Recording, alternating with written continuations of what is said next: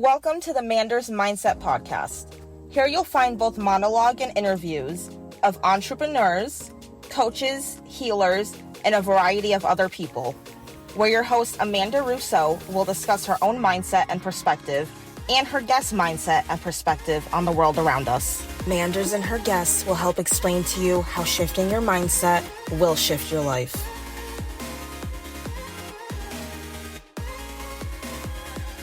Welcome to Manders Mindset, where we explore the power of shifting your mindset to shift your life. I'm your host, Amanda Russo, and I'm here today with Nikki Gangemi, and she is a board-certified master NLP practitioner, hypnotherapist, and the founder of Mindful Matters LLC. After pivoting from an actress to a teacher to an entrepreneur, she now helps high-achieving professionals overcome self-doubt, stop overthinking, and break free from limiting patterns so they can show up confident and in control of their lives. And I am so excited to speak with Nikki today. Thank you so much for joining me. You're welcome, Amanda. Thank you for having me. I'm excited to have this conversation. Absolutely. So who would you say Nikki is at the core? Oh, good question. Nikki at the core has developed into a kind, caring, loving, and newly playful person. Not who Nikki has always been. But I would say at the core, I really just care about how we show up in life and how difference that we can make in people's lives. That's beautiful. I love how you mentioned newly playful. So you weren't always playful. You know what? I used to, when I was a kid, I would get in trouble for maybe speaking up or being silly, or I was told things like, well, if you laugh too much, you'll be crying by the end of the night. So over the years, I got a little stiff and rigid. And I would be very serious and things like that. So I was almost just kind of consciously afraid to have too much fun. I know it sounds a little crazy, but yeah, it's a new thing for me to let myself lighten up, have a little fun, and be okay with it, no matter what the consequences. Can you take us down memory lane a little bit? Tell us more about the upbringing, about your childhood? Or yeah, I had a really nice childhood. I grew up in a middle-class family, 2 parents. My dad worked very hard to give us everything we wanted. My mom took care of us. I'm the oldest of 4, so there was 4 of us. Being the oldest of 4 and a female, there was a lot of restrictions, first-time parents. You want to protect your baby girl. So there was a lot of rules, and I kind of felt like there was like a short leash. I wasn't allowed to do much. By the time my mom got to, she had a boy and then a boy and then my sister, 4th one, my sister got to do a lot of things that I didn't get to do. And I feel like she had a lot more freedom, but it was a good family. We got everything that we wanted. It was just going on 1 vacation a year and Christmas with lots of presents. And we always were involved in something. For me, it was always acting and piano lessons and singing and dancing. And my siblings, my mom, she was a part-time taxi driver because she would just shuffle us around to wherever we were going. So I would say I had it pretty good growing up. You mentioned acting. So were you young when you got involved in acting? I was. It was always something that I was so interested in because I got to be somebody else. I got to pretend to be somebody else. And I was always, when I was a kid, struggled with negative thoughts and a lot of overthinking. And I had some OCD tendencies where I would think a lot of negative thoughts. And so it didn't feel comfortable, in my own body. And so when I would act, be somebody else, and there was a lot of relief. I loved it. And I love doing comedy, especially, and, being funny. And I did it throughout middle school, high school, college. I did community theater. And then when I was 23, I decided that I was going to move out to LA and go after the big dream. It was a 5-year relationship. I was my very first boyfriend. We dated 5 years. And when he broke up with me, I didn't know who I was without him. And I mean, we had spent 7 days together, every single day of the week. So I was like, oh God, now what do I do? And then it was like, oh, plan to pursue that acting career. So moved across to LA, had my car shipped, and I gave myself 1 year to make it. And then I made the decision that I didn't have what it took. I wasn't good enough. And I basically just didn't believe in myself. And I came back home 1 year later. And then I settled into the next act, which was teaching, being an elementary school teacher. Can I interrupt you real quick? Why did you give yourself 1 year for acting? I gave myself well, that was the lease. I had found a roommate in an online newspaper, and I had my mom's cousin who lived out there. He checked her out for me and checked out the place, and I moved in, and we weren't going to be able to continue to live under the same roof for another year. So I had a couple of things. The lease was up. She was going to be moving to San Diego, back home with her parents. I knew I had to find another place.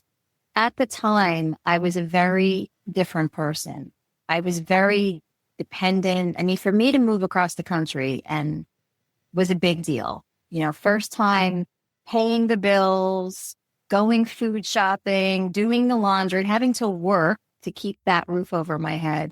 So it was like, I think I miss my family and I want to go home. It was just a little uncomfortable for me. And I was telling myself, like, I'll never make it.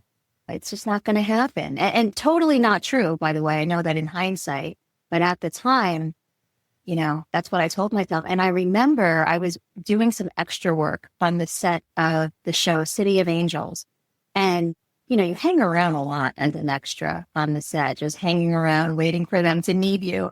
And all of us extras were sitting in chairs in a circle. And I remember this guy saying to me, if acting isn't the air that you breathe, then go home, because there's people coming in by the busloads every day who want it so much more.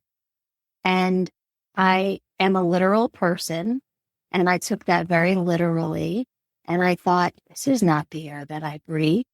Maybe I don't want this, And then that whole self-talk kicked in. I'm not going to make it anyway. I'm not good enough. I'm not pretty enough. This, that, all of the things. And I said, I'll just go back home. It just felt easier at the time, honestly. But when I did that at the time, a part of me felt like it died on the inside because I gave up on myself. And then I just kind of pushed that away and, made the decision. And I wanted nothing to do with acting after that. Because at the time, I was very much an all or nothing person. People would say, oh, you could do it as a hobby. You could teach. Yeah, I said, no. We're starting again. We're going to just do something totally different. I wanted all or nothing at that time. And now, how old were you when you first moved to LA? I was 23, following that 5-year breakup. And then, so when I moved home, I was 24. And I wanted to major in theater when I was in college. And my mom was like, you can't major in theater. You have to major in something you can make money in. And I was like, I don't know what else I want to do. So she said, well, you always need to communicate. Get a public communications Bachelor of Arts. So that's what I did. Well, I had that degree and I still didn't know what to do with it. And my best friend had said, there's something called the alternate route for teachers. So we can take the state exam and then get hired as a teacher and then go this alternate route and learn on the job. And I said, no. And then one day I finally said, oh, okay. And we both take the state exam. I pass. She fails.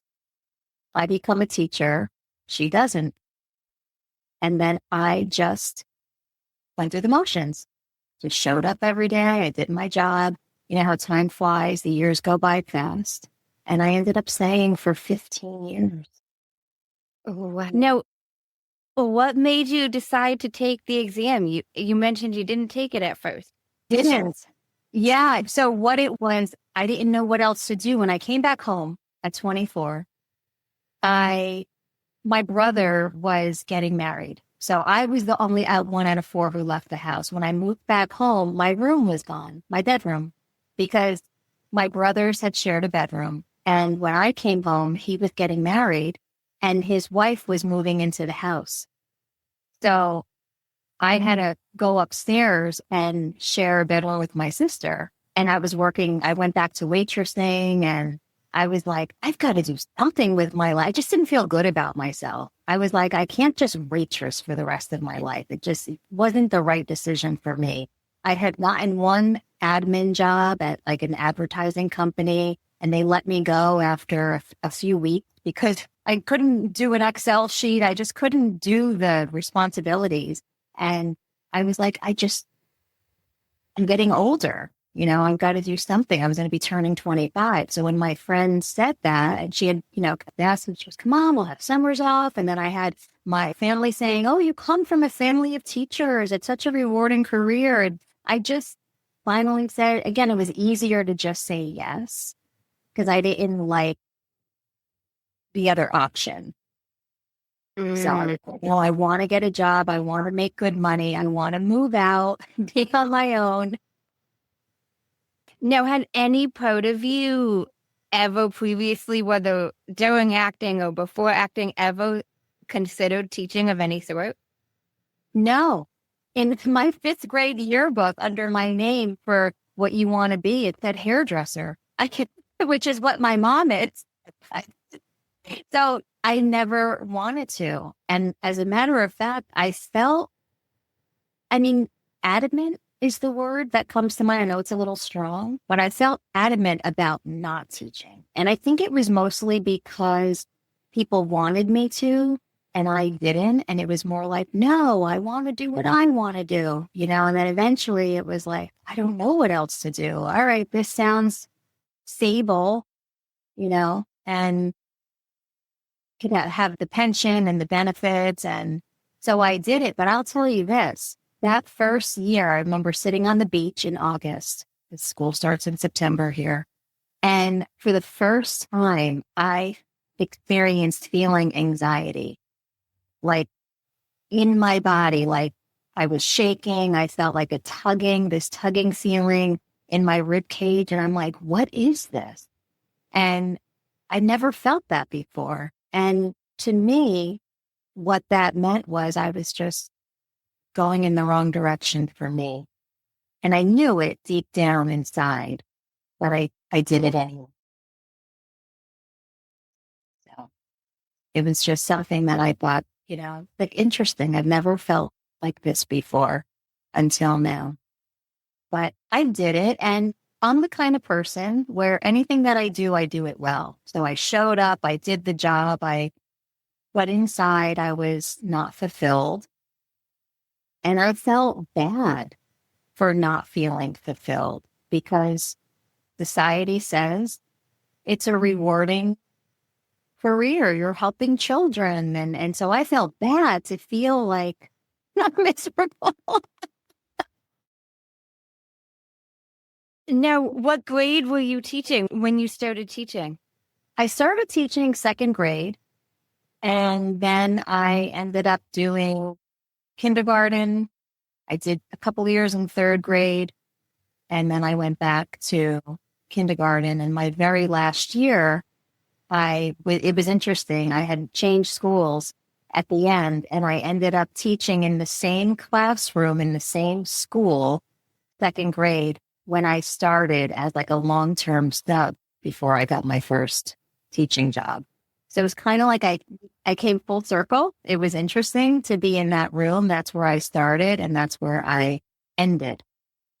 Now, you mentioned you had this anxiety feeling and you were miserable. But 15 years is a long time. Yeah, it is a long. What made you stay for so long? I didn't think I had any other options. I kept telling myself, I've got to be responsible. I have this steady paycheck. I have the pension. I have the benefits.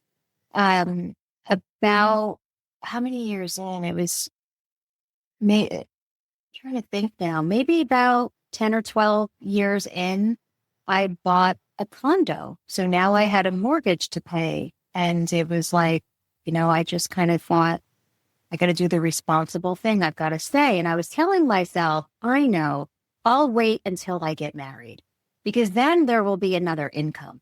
So I'm going to wait for the guy. I'm going to get married and then I can leave the job. And then I started noticing the guy isn't arriving. And I might have to take the reins and do this next couple. So about 12 years into the job, I was complaining one day. I ran into a coworker in a parking lot of a coffee shop and we started talking and I was complaining yet again. And he said, Nikki, instead of complaining, why don't you bloom where you're planted? And so I felt something inside. Like I knew this was something important, but I didn't know what it meant. So I just kind of put it on the back burner. And then a couple of months later, I meet who I think is the man of my dreams. I meet him on Plenty of Fish, the dating app. And I was like, oh God, he is perfect. He's who I've been looking for. And then I learned very quickly that people come into your life for a reason, a season, or a lifetime. And he was a reason in a very short season. While we were dating, he had said to me one day, if there's something that you want to do, you pave the way. You don't wait for opportunity to come to you. So if you want to speak in your living room. And I had this idea that I wanted to start this mindfulness program for kids because I was teaching in the same district that I was a student in. And I saw all the bullying still happening and the exclusion. And I saw the kids getting upset and feeling bad about themselves. And that was me. And I allowed that to hold me back well into my adulthood. And I thought to myself, I could teach them how to change their thoughts. I could teach them how to love themselves, feel good about themselves, and manage those emotions. So Mindful Matters was originally a mindfulness program for kids. When that guy said to me, pave the way, bloom where you're planted, came back up to my consciousness. And I thought, oh, Mindful Matters. And so I presented it to the principal and he let me pilot the program. And I did it for a year.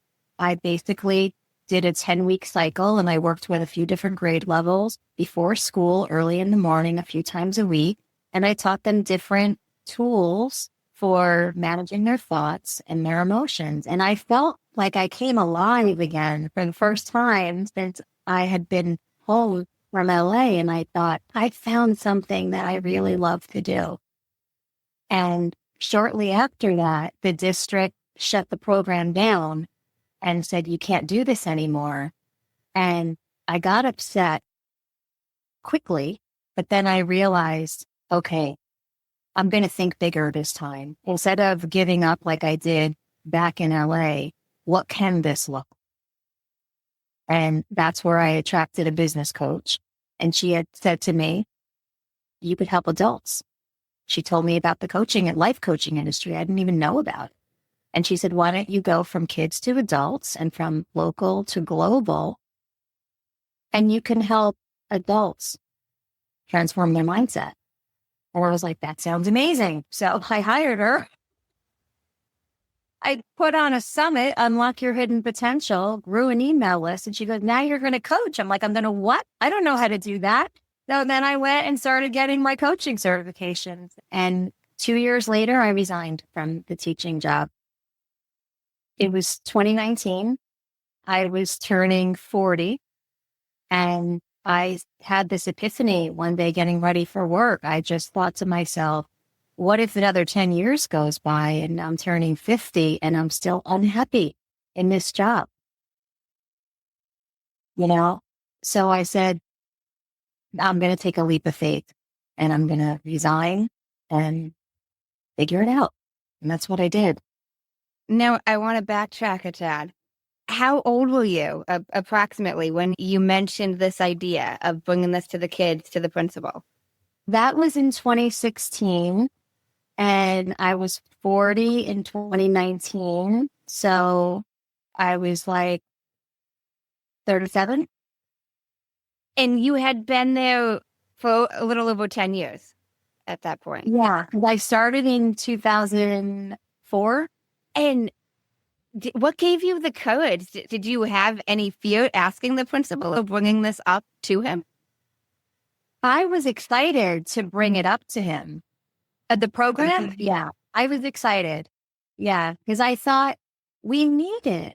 Like, you know, I mean, this is still going on. How many years later? And, you know, we have to do something about it. I mean, there was a character ed program, but they got that once a month. I'm like, well, once a month? I said, it needs to be every day, at least a couple times a week. I said, treat it like, you know, phys ed, music, art. This needs to be a part of the curriculum. So that didn't happen at the time, but at least they let me pilot it for the year that I did.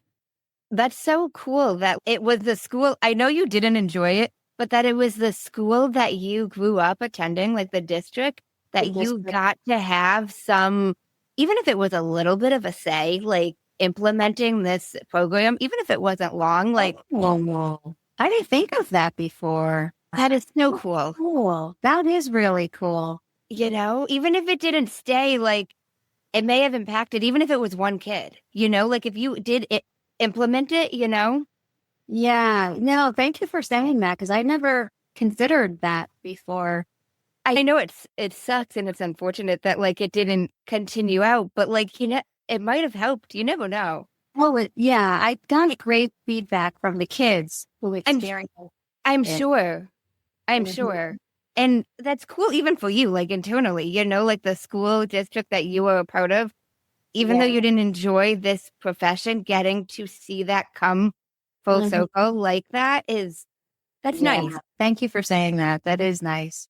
How long did that program go on for, if you remember? I'm just curious. It was almost the year. I did 3 10-week cycles.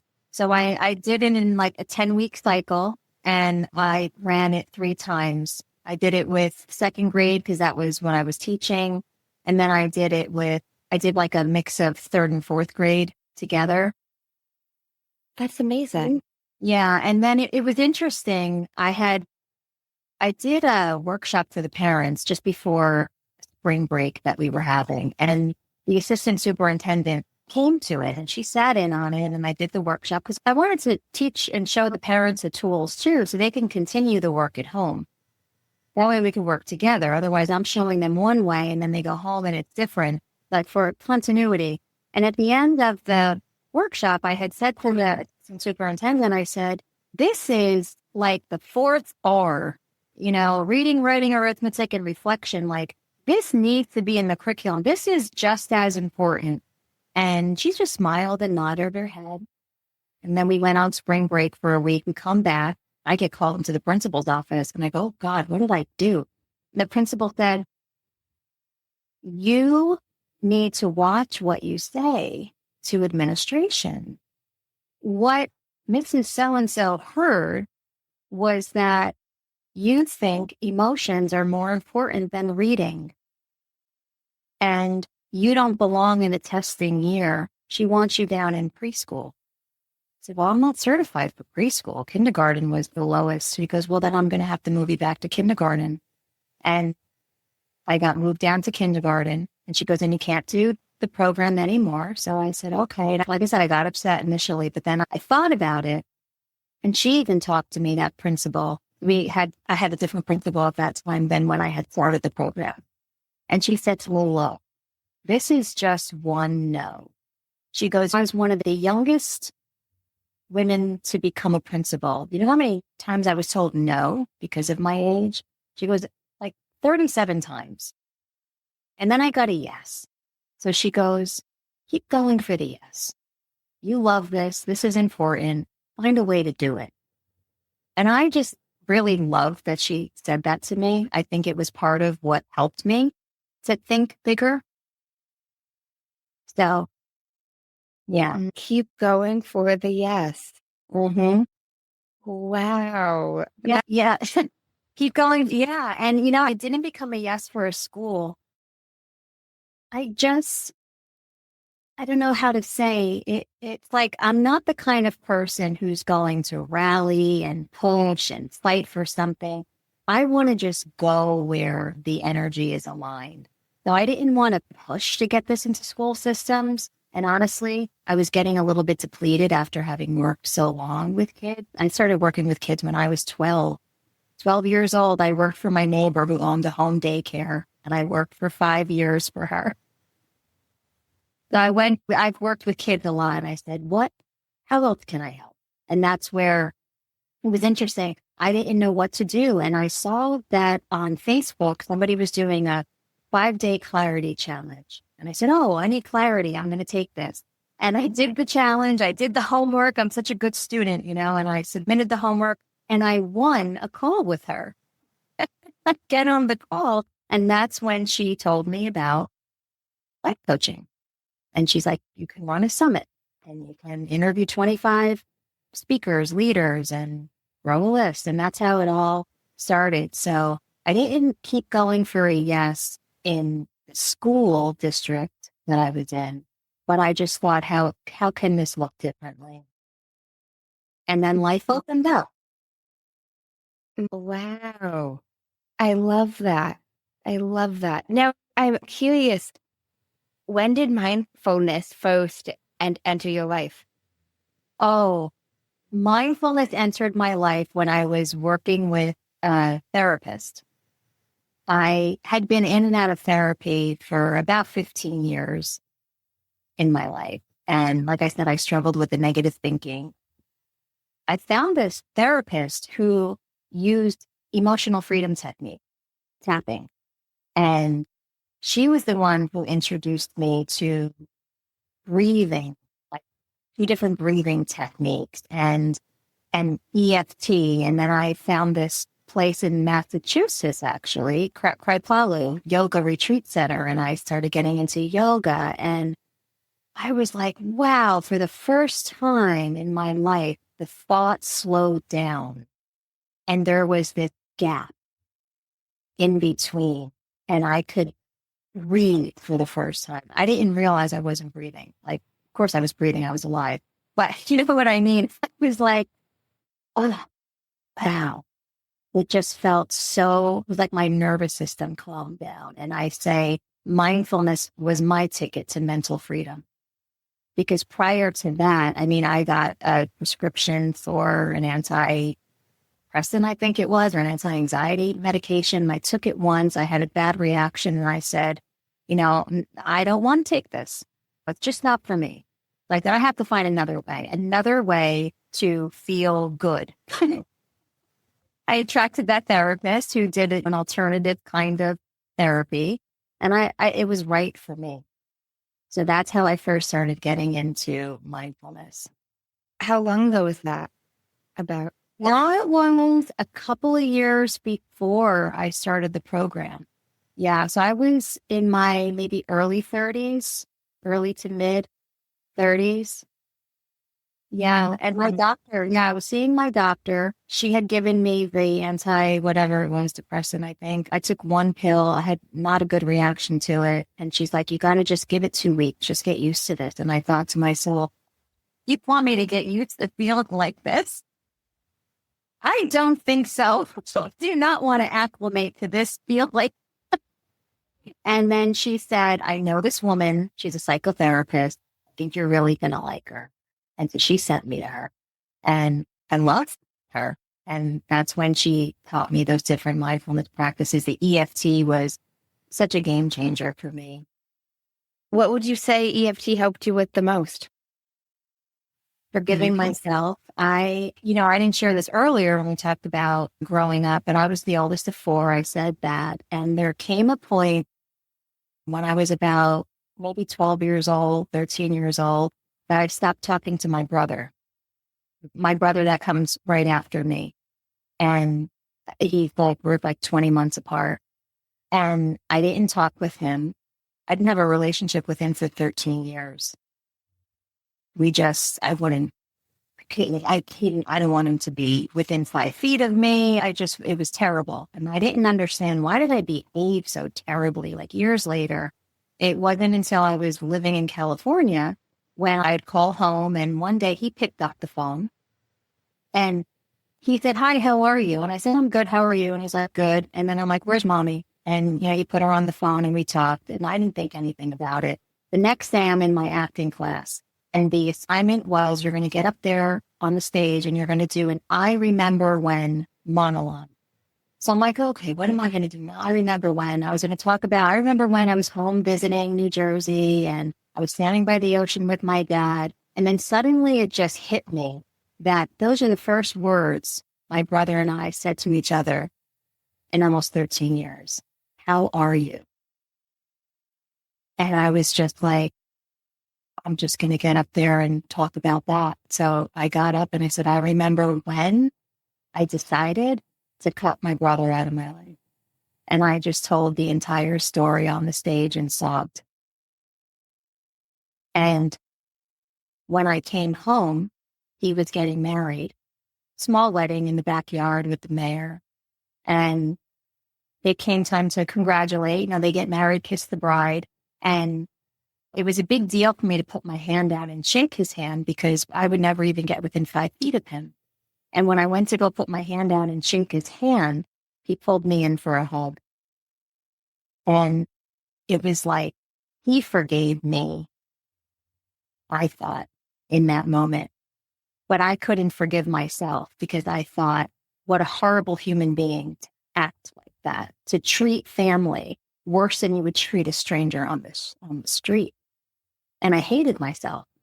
And I really believe that I just punished myself throughout my life because of that. Not consciously, subconsciously, and kept myself apart from being happy and having the things that I wanted.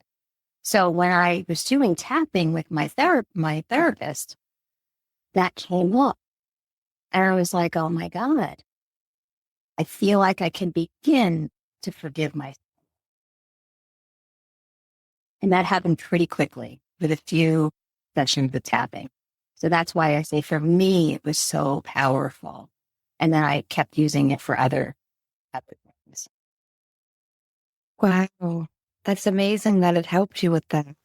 It helped me to see. And it wasn't just that, it's never just one thing, right? We have these different breadcrumbs in our lives. Around the same time, I was reading the book, Calling in the One. And it was like a workbook style book. Catherine Woodward Thomas, I believe the author is.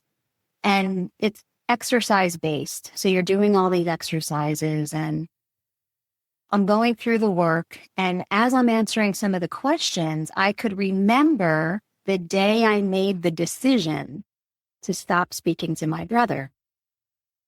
It just came right back to me. It was a decision I made. I literally remember getting out of my bed one night. Everybody was asleep. And I opened up his door and I sat on the edge of his bed and he was holding his teddy bear Nicholas. And I picked up his hand and I just held his hand and I just made the decision. I'm not going to speak to him anymore or have him be within 5 feet from me ever again. And I was just saying goodbye. And then I put his hand down. I went back to bed. And the very next day, I started that behavior.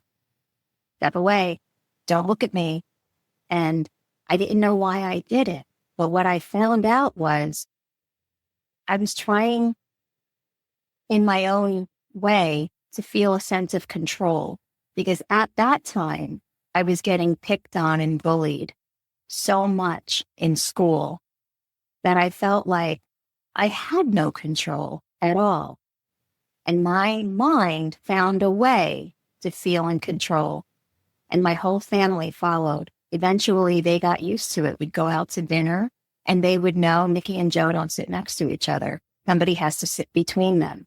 And I was able to get that sense of control. I didn't do it in a good way. We don't ever do it in a good way when it's subconscious. But when I realized that that's why I did that, I was just a 12 or a 13-year-old girl that didn't know a better way to feel some sense of control.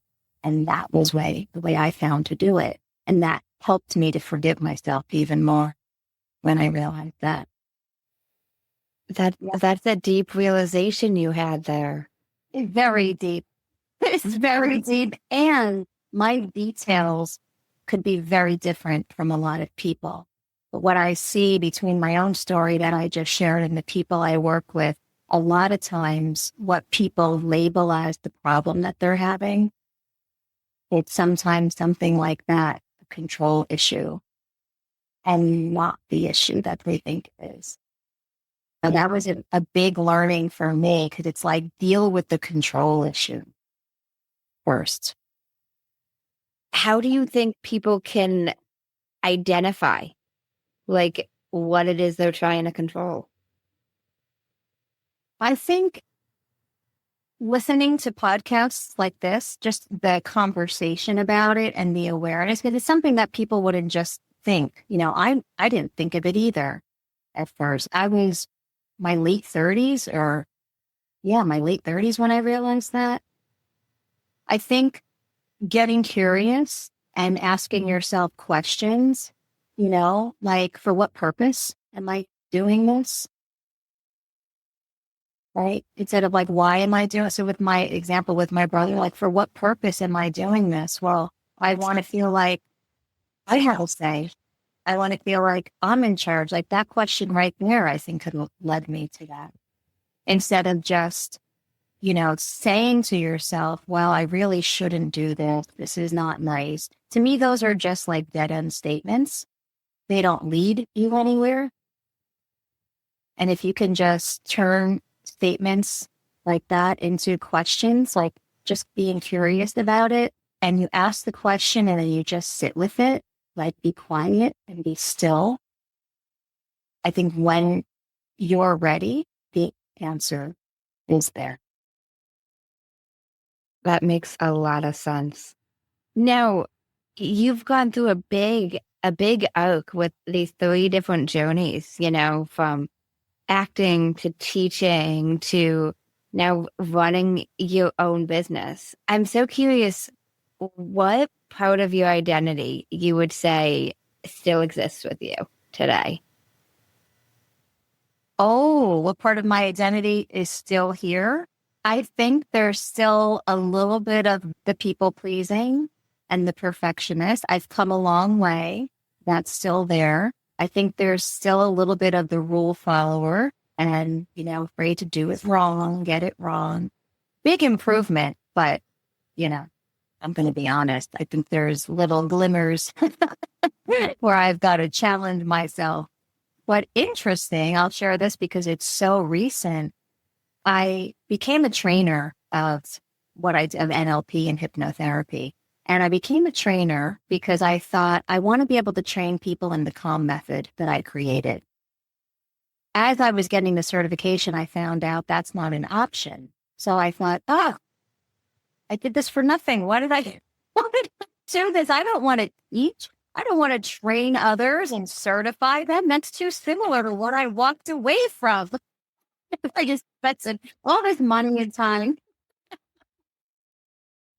And I just did nothing with it for 2 years. And then my friend who went through the program, she started her training company, Mind Oasis. And she said, I'm looking to grow and I need a team for that. And I would love for you to come out and just try it. I know you don't want to teach, but just try this.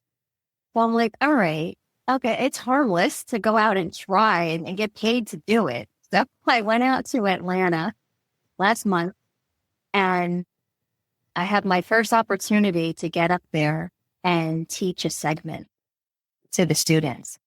And I shocked myself at how pleasant the experience was and how it felt so natural.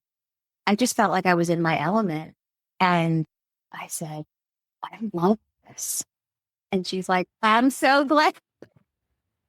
So I said yes to the opportunity. So now I'll also be training starting next year in 2026. I'll be certifying other practitioners.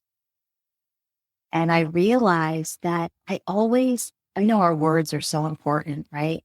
I used to say, I don't like teaching. I hate teaching. Like those were my words and they were not true because I realized that I am a teacher. I even facilitate, right? Facilitate, guide. I do that with my clients. And now I get to do it as I train other practitioners and go out into the world and help change other people's lives. So it was such a powerful reframe for me to just realize I do love teaching. I love teaching this, right? It's different. I'm not teaching math and reading and science and social studies, right? But it was just such a huge awakening for me to say, wow, I got to really watch my words that I say. I think that is so true for all of us, and I think that even shows like the multiple meanings of like teaching that could be, it doesn't necessarily mean just a teacher, you know what I mean? That's such a powerful reframe. Yes. Even though you're also teaching, it's a completely different aspect. Even though I haven't done either, it's still a completely different aspect of quote unquote teaching. So different. I was blown away, Amanda, and she goes, when did you know? And I said, right after I taught the swish pattern, I taught this technique and I knew as soon as I taught it, I felt like I came alive up there and I felt like I had been doing it for years. And I go, of course, I taught for 15 years. I been doing it doesn't matter the content that I'm teaching, right? I mean, it matters, right? Because I want to teach something that I love and that I enjoy.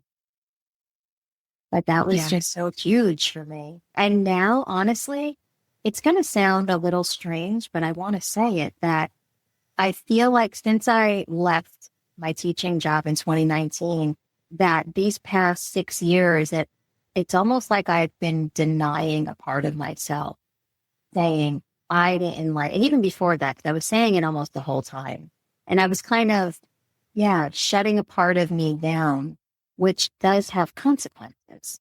Right. I'm pushing away a lot from my life. So now I'm so excited because now I'm saying, oh, now what's going to open up for me now that I'm embracing myself and who I am? I'm expecting the husband to arrive. That's what's the next manifestation. I love that. I'd love if we could backtrack a tad. Now, you mentioned wanting to be able to train and then you weren't going to be able to use your calm method. Can you tell us what this calm method is? Yes, I'd love to. Thank you. So the calm method, back in, about 5 years ago, I was asked to do a money mindset training for a jewelry company.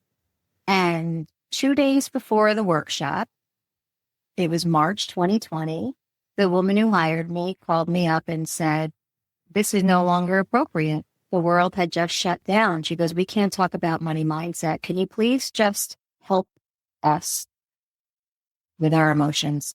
Help us just feel better because everybody was just so, uncertain and scared.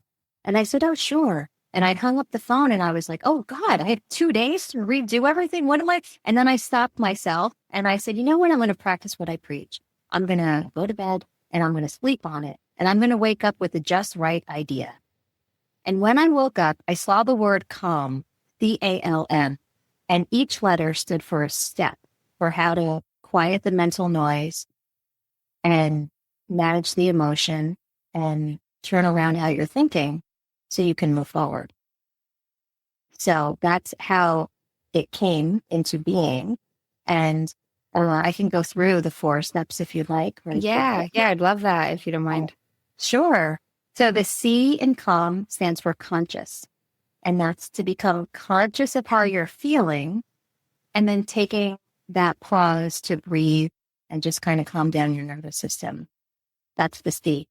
The A is to become aware of what are the thoughts that are triggering these emotions and get them out of your mind and onto paper. So A is aware of the thoughts and S like a lawyer, but the thoughts on trial. Are these facts or are they beliefs, worries, attitudes, interpretations? And usually they are. Usually they're not facts. So then in step 3, the L is for lean into what else is possible. If these thoughts are not true, what else is true? And that's where you start to reframe the thoughts. And then M is make a new decision. So now that I've calmed down my emotions and I'm thinking clearly, what is my next action step? So make a new decision. And if it feels aligned, take immediate action on it before you talk yourself out of it. So that's the calm method. I like that. And you just came up with this after one night of sleep? Yes. Because I was like, oh, what am I going to, I don't know, what am I going to have 2 days? I had a whole PowerPoint together for the money mindset. And I was like, oh God, now I'm going to start from scratch. And I was like, playing around with it. And it was like after 10 o'clock at night. And I'm like, I'm going to sleep on this. And I just set the intention. I just said to myself, my intention is to wake up with the just right idea to help these women. And then I just did something I never do in the morning. I hit snooze. I popped up and in bed and I was like, calm, I could see it. And it's nothing like new, like, yeah, breathe, we know that. What am I thinking? Reframe it. It was just the way, the order of it and how it went along the word calm, CALM. It just makes it easy to remember. And, it's something that you do repeatedly. It becomes a practice and it's a new way of thinking. So I started using it with my clients. And then I said, I might as well turn this into a book. So then I wrote the book, The Calm Method. I love how that came even more full circle for you. When did you publish the book? I published it at the end of 2022. Yeah, and it was interesting because first I knew I wanted to write a book, but I thought I would write more of a memoir. And I had all my journals, like 40 of them. And I started going through and typing out entries on a Google Doc. And then I said, oh, why don't I just make this around the calm method and I can share some of these stories. And that's what I ended up doing. So instead of the memoir, it's about this framework. And I just have a lot of different stories infused in it that help people make it relatable to their life. I love how you needed it for this one thing and then you toned it into something else. Like repurposed it. Yeah. You did. I love that though. I really do. I didn't think of it that way either, but you're right. I did. And then I said, it's great. It's a very much a foundational tool, but then I use tapping with it. I'm like, you can use the calm framework as your tapping script. And, when you tap, you've got your words to say. So just adding other tools to it and just making it even more effective.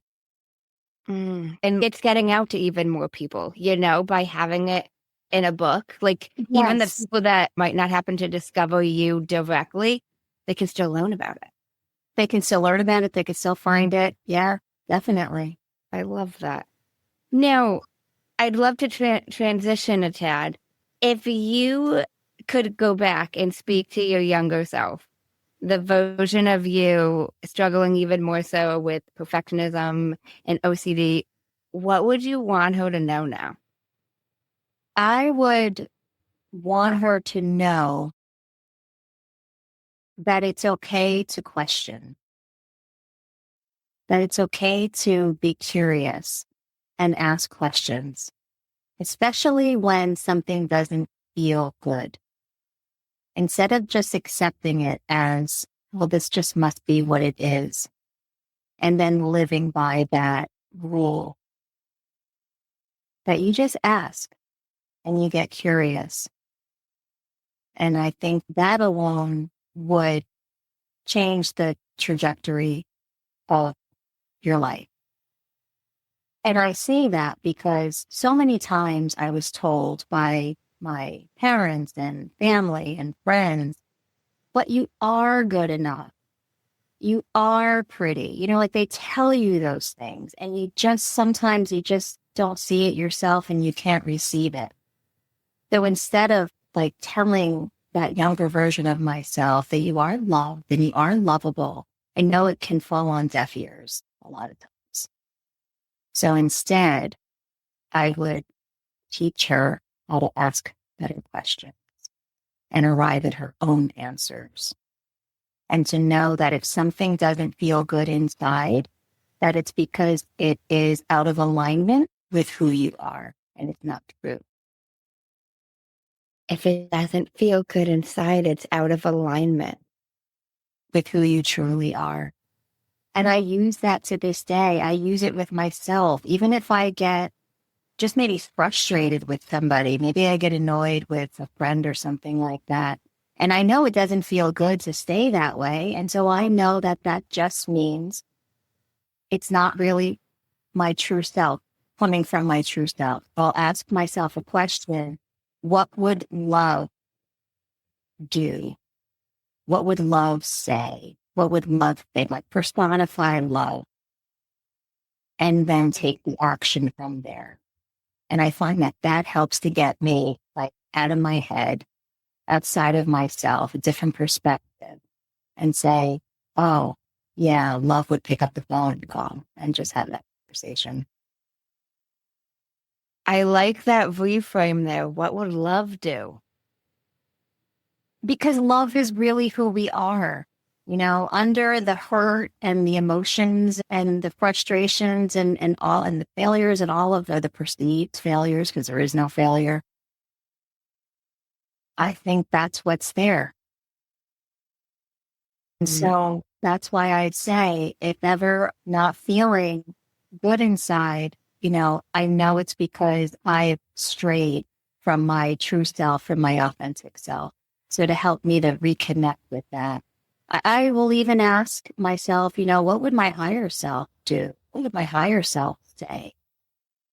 And it's always such a nicer answer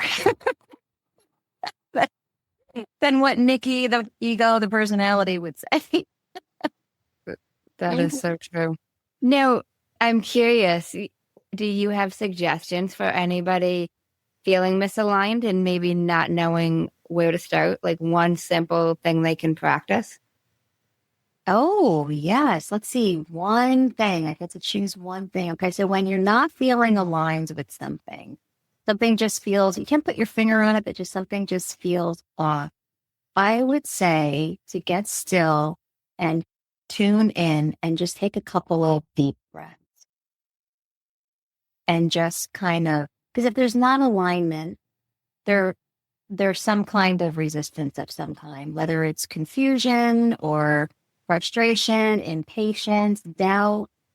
So I feel like if you get quiet and take those deep breaths, that it almost helps to calm down the nervous system. And then you have access to higher quality thoughts.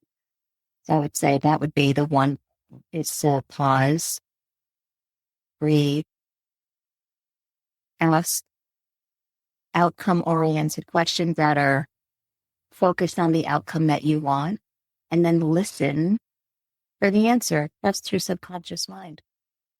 Mm-hmm. And when it feels good, when that answer feels good, that means it's right for you. It's right for you in that moment. So take action on it if it feels aligned. I love that tip. That's really key. Getting still and quiet and seeing. Getting still and quiet. And sometimes I'll even go outside for a walk, or I'll start making dinner, or I'll wash the dishes, just some kind of mindless activity. And I find in that movement that an answer or, clarity comes. Okay, a mindless activity. I like that. Yeah. Have you ever had a really good idea in the shower? Or yes, folding laundry, yes, like folding the hot towels out of the dryer. And I don't have to think to do that. And then it's like, oh, like this epiphany comes, or this thought or this idea. And then I say, take action on it. I've had some pretty good ideas and I'm like, oh, I'm going to do a video about that. And then it's like, well, maybe I got to think about this more. Maybe I'm going to come up with a really good story to share first. I'm going to write this down on a Post-it note and put it here on my desk, and then I'll make a video. And guess what? The video doesn't get made. So that's like an example of how if you have the idea and it feels good, take action on it, because you're likely going to come up with reasons for why you've got to wait, and then you just don't do it. Then I look at that Post-it like weeks later. I don't even remember the genius behind it. There's like a disconnect with it now. And I'm like, I don't even know what this means. I rip it up and I throw it. I get that. I think that's a great suggestion, though, just stacked on it. Like Mel Robbins has something she mentions about a 5-second rule. Yes. Count backwards from 5 and just do it. Like, rip off the Band-Aid. Yeah, I love Mel Robbins. I just started listening to her podcast recently, and I'm like, this is so good. Me too. I'm curious. I ask a lot of guests this, but I'm sure you've had multiple. But what would you say has been the biggest aha moment you've had in your life? Oh, aha moments might be my superpower. I have to think about that. Let's see. My biggest aha moment. Oh, you know what it was? What the first thing that pops into my mind? I was on an airplane on my way home from Vancouver. It was the end of my final school year, and I had went on this business retreat that my business coach was hosting in Vancouver. And I was on the plane, and I'm sitting in the middle seat, and we're getting ready to take off. And I look out the window, and as the plane is rising and the island of Vancouver is getting smaller and smaller and smaller, and I just see the clouds, I had this aha moment that, wow, I have lived such a small life in the small town of Hazlitt, and just really limiting myself when there's a whole big world out there. When I was out in Vancouver on that business retreat, it just, instead of sitting on a wooden auditorium chair at a faculty meeting, we were in a conference room of the hotel. We had our laptops on these soft chairs and fun branded pens. And I was like, this feels so right. This feels like my people. And it was just amazing for me to see that there's just such a big world out there. And there's just so much possibility and opportunity for you when you're willing to see it and allow it. So that was my aha. And then I had, you know, that Liz Gilbert works about her in Eat, Pray, and Love, when she was like crying on the floor. She had that like moment. Well, that happened to me in the middle seat of an airplane. And I sobbed for an hour and a half. Literally, I just couldn't stop sobbing. I had 2 patient passengers on each side of me. One turned her head and put the pillow and just earbuds in her ears. And the other one just kept her nose in the book, but she kept passing me tissues, which was so nice. And I just let it all out. I literally just cried all the tears and pain and everything. And I had to, again, forgive myself. So I just kept repeating that Ho'oponopono prayer. You know, I love you. I'm sorry. Please forgive me. Thank you. I just kept in my mind repeating it over and over and over again until I started to just, you know, surrender. And I know that I'm learning now that everything happens for a reason. And I had to go through everything that I did in order to get to this point. And while I was out in Atlanta, I heard this story of how one of the boldest birds that there is the crow, and how the crow will have the boldness to peck at the neck of the eagle. And the eagle ignores the crow. It doesn't pay attention to its model of the world. And it spreads its wings and it flies higher and higher. And at some point, the air becomes so thin, the crow doesn't have the oxygen. So it just lets go and falls. And the eagle continues to rise. And so I came full circle with this moment in Atlanta with the training, because I finally admitted that I do love teaching, and the path rose for me. And I said yes to it. And I feel like the eagle that I was able to elevate myself. And I know that that's possible for everybody when you can embrace everything in your life and get curious and know that life is happening for you. What do I need to learn? What's the message? And just be open to what that is for you to do the work that you came here to do. I love that reference. When I heard it, I was like, oh, I love this. I do Yes. too. And if we can learn from the eagle, how different life could be for all of us, like somebody says something that you get offended or you don't like or whatever. It's like being like the eagle, let it peck at your neck and keep rising, because eventually it's going to have to let go because it can't breathe up there. I love that. That is such a wise saying. It's a powerful metaphor for life. I was talking with a client today and she was telling me about one of her good friends that said a couple of things to her that hurt her feelings so much. And she's like, I feel so bothered. I feel like I need to tell her what I want to say, or I've got to prove myself, and it's like, you can, or you could be like the eagle and you could just continue to elevate yourself.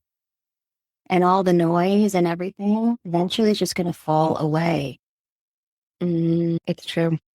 Mm-hmm. Wow. I love that. Well, thank you so much, Nikki. I really appreciate it. Wanda, thank you for this space to have this conversation. I think it's really important to have conversations like this. Yeah, absolutely. Have you heard of a man named Jay Shetty? Yes. Figured, but he has a podcast and I love it. It's one of my favorites, called On Purpose. And he ends it with 2 segments. And I use those 2 segments as well. I give him some credit because they are not my question. They are not my questions at all. The first segment is the many sides to us. And there's 5 questions and they need to be answered in 1 word each. Okay. 1 more. What is 1 word someone who was meeting you for the first time would use to describe you as? Sweet. What is 1 word someone that knows you extremely well would use to describe you as? Funny. What is 1 word you'd use to describe yourself? Strong. What is 1 word that if someone didn't like you or agree with your mindset would use to describe you as? First word that came to mind is 3 words. 1 word for it. Conceited. What is 1 word you're trying to embody right now? Playful. Like that. Second segment is the final 5, and these can be answered in up to a sentence. Wow. What is the best advice you've heard or received? Okay. The best advice I ever heard or received, that when you come to a point in your life, imagine a line in the sand. When you step over the line, make sure you cross with both feet so you're standing in the light that you're now one of. Why is that the best advice? That advice was given to me by my business coach when I was out in Vancouver, and it just solidified for me that I made the right decision. I already took 1 foot and stepped out of teaching, and now I had to take the other foot and cross the line completely and fully commit to building my business. There is no plan B. There's no going back. Just fully stand there, grounded, and make it happen. What is the worst advice you've heard or received? The first thing that comes to mind is when you have children, that your life is over, that it's no longer about you, that you're a mother, and now everything is about your kids. Why is that the worst advice? I took it very literally. And at the time, I thought, give up myself. I'm still figuring out who I am. I don't want that. And then I spent my lifetime kind of almost, right? I didn't start this until I was 40. And then at that point, missed the boat. I'm having. What is something that you used to value that you no longer value? Ooh, something I used to value. Caring what other people think. I used to prioritize what others thought. And now I've decided to make how I feel a top priority. Is there anything that helped you with that? This work, all the personal growth, all the books, all the podcasts, all the therapy, and then NLP and hypnotherapy, because learning it, I got to receive it. And that has really helped me to express myself and say what's true for me, and understanding that what's most important is what's important to you. And when you lead with that, when there's something you want to say and you lead with, it's important to me too, fill in the blank, really hard for people to argue against what's important to you. Does that make sense? Without an example, does that make sense? Yeah, no, it really does. I like that example. It's important to me. I think that makes a lot of sense. Even when it comes to saying no, sometimes, we have a no, and it's like, if you just say, it's important to me to follow through on the commitments I make, so I just don't have the bandwidth right now. It's like, well, the person can't argue that that's not important to you. Put the focus on that versus the fact that you had to say no. That makes a lot of sense. If you could describe what you would want your legacy to be as if someone was reading it, what would you want it to say? First words that come to my mind is, you matter. Your life matters. You're here for a blip. You're here for a very short time. Step into the courage of really being true to yourself. Say what's true for you. Express yourself. Don't worry about the consequences, because honestly, some of the biggest consequences is when you stray from that and you live a life that others chose for you and you settled. If you could create one law in the world that everyone had to follow, what would it be? And I want to know why. Keep your opinions to yourself unless you're asked for that. I guess that's in line with no unsolicited advice. Why would that be the law? That would be the law for people like me, who at one time have valued what other people think and say more so than what's true for you. And making that, that's the law. That's what I federally apply. So I would say that would be the law. And that would make people have to think more for themselves and feel more into what feels right for them. And then if they want to get advice or an opinion, you've got to ask for it. Otherwise, people keep their opinions to themselves. Thank you so much for speaking with me, Nikki. I really appreciate it. Yeah, well, thank you. But I love those questions, by the way. Those very, that's how fun. Those were like, I had to really think. They're Jay Shetty. He asks them at the end of his, and I think it's like a kind of fun way to wrap it up, like, and end out the segment, end out the show. Wow. So much fun. Thank you. Yeah, of course. Thank you. And I do just like to give it back to the guests. No pressure, but if there is any other final words you want to leave the listeners with. Yes. I want to say that love is a verb. Love yourself. And what that looks like is each day asking yourself, what's one loving thing I can do for myself today? No matter how simple it is. It could just be, I'm going to put a blanket over my lap because I feel cold. That's a loving act you could do. And that is how you can learn how to love yourself, because we're told to do that, but we don't know how to do it. So turn it into the verb that it is and start doing small loving acts every day for yourself. And before you know it, you're going to love yourself. I love that. That's so simple, and it's easy to remember that. Simple things, right? It is. But I love your example and everything with that. But you even had a great simple example with that. Like, I love that.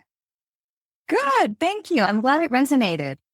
And I will link all of your info in the show notes for everybody to connect with you. Are you active on any social media if anybody wants to get in touch with you there? Yes, I'm active on Instagram, LinkedIn, Facebook, and YouTube.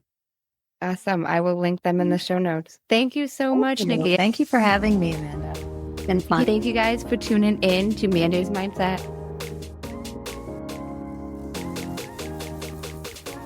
In case no one told you today, I'm proud of you. I'm rooting for you. And you got this. As always, if you enjoyed the show, I would really appreciate it if you would leave me a 5-star rating, leave a review, and share it with anyone you think would benefit from this. And don't forget, you are only one mindset shift away from shifting your life. Thanks, guys. Until next time.